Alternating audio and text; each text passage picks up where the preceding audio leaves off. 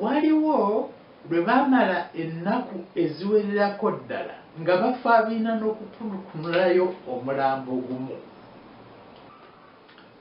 Bwe baagutuukako wamma ggwe essanyu ne libula okubatta.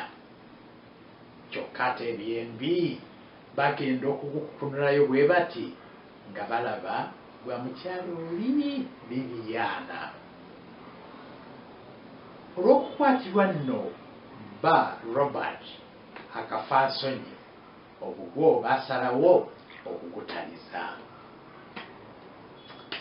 Mu kiseera ekyo nno omuyiggo ogw'emirambo we gwabumbujjira ate obudde obw'omukalwe we bwagobera mu nsozi akasana ne katandika okwememula.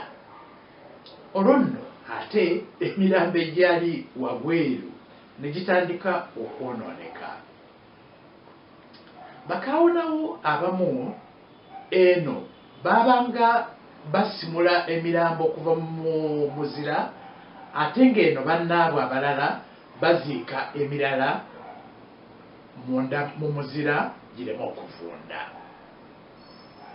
Ebbula ly'ennyama gye lyakoma okweyongera ne bakaawonawo gye baakoma obutataliza buli kafi akaabangawo.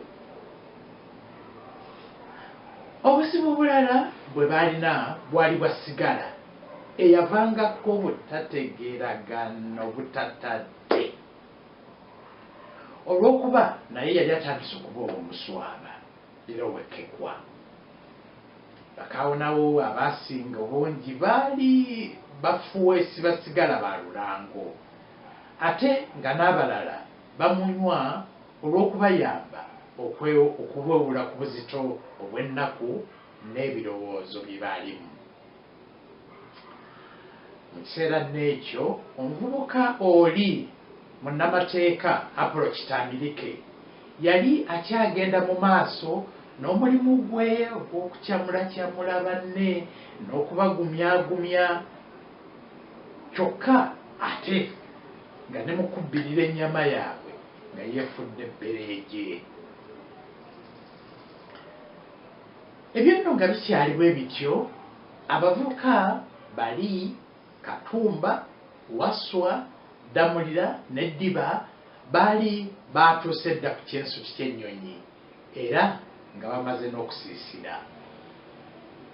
Baali bamaze n'okuzuula emigugu emirala egiwerako mwe baasanga tindikaali w'ebintu ebirala eby'omugaso gamba nga kamera eyazuulibwa John Damulira.